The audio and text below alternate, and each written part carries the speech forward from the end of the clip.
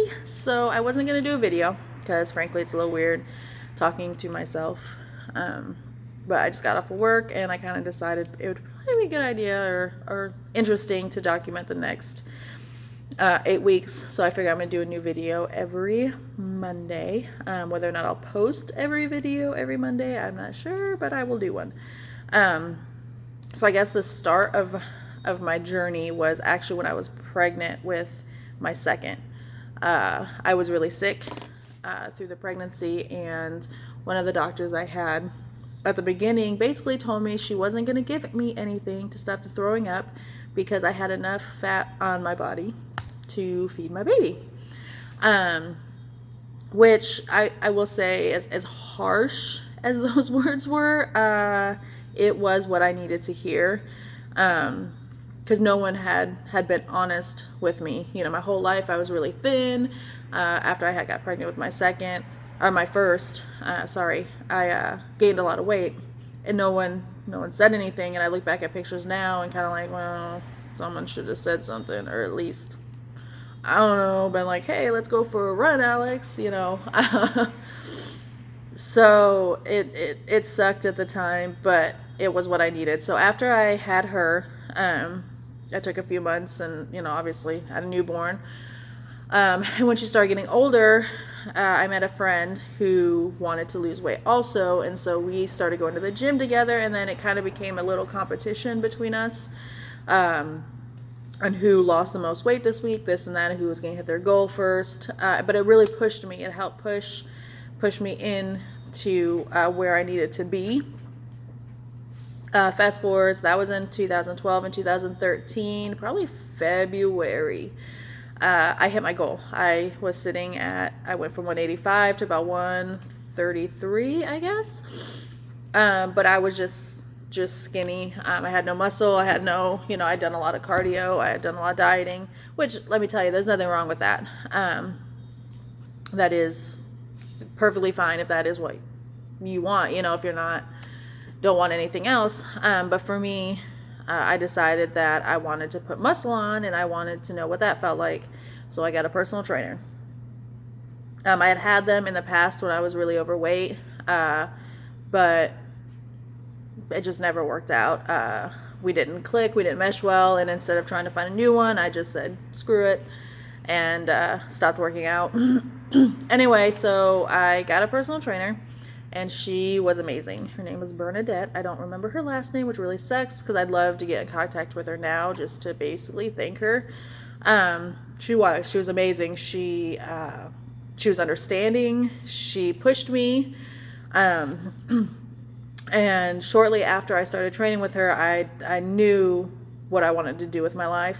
And I wanted to get into personal training. I wanted to help others who struggled like I did with their weight, especially, you know, after having babies and things like that.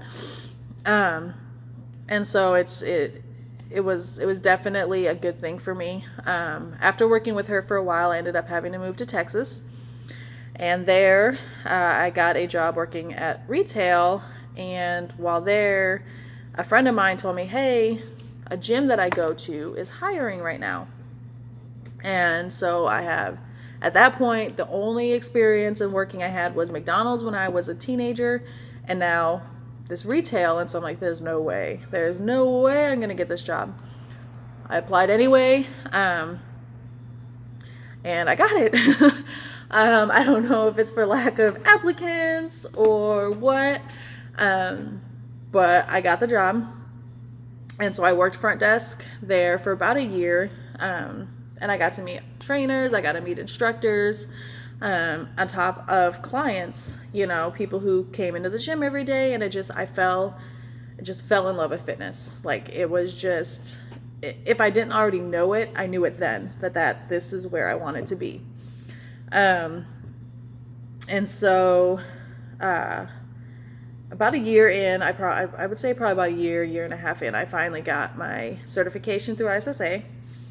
And I started training and running some of the classes. And at this point, I pretty much was I worked the front desk. I handled all of the incoming people. I was working on scheduling, you know, when people would call off. pretty much running the place. So about 2015, the end of 2015, we got shut down.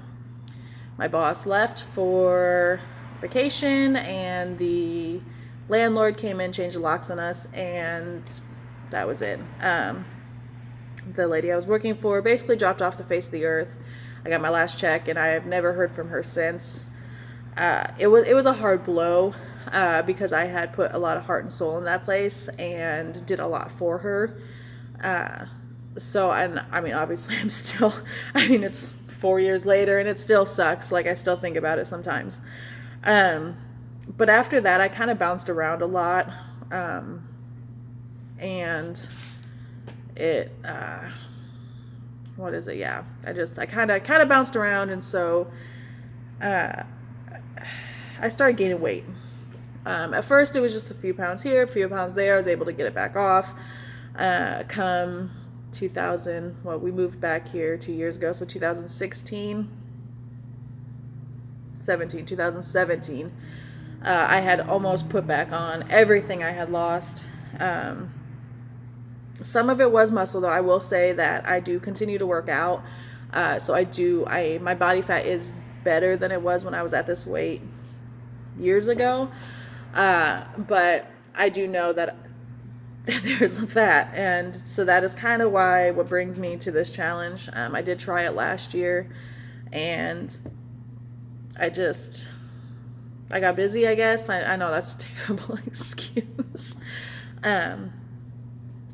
And so I'm putting my best foot forward this time. Since January 1st, I've lost about 12 pounds.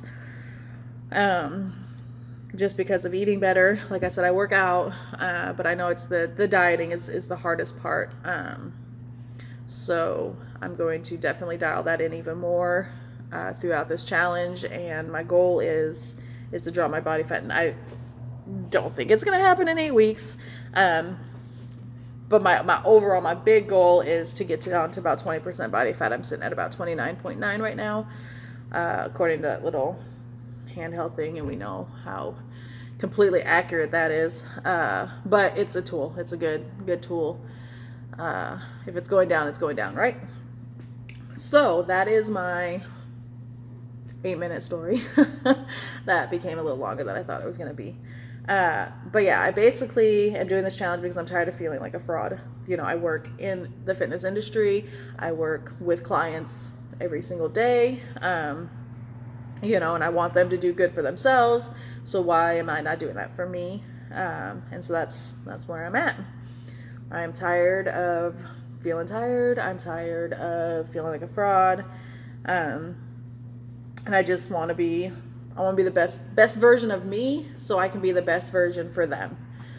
Because at the end of the day, their success and the way they feel about themselves is the most important.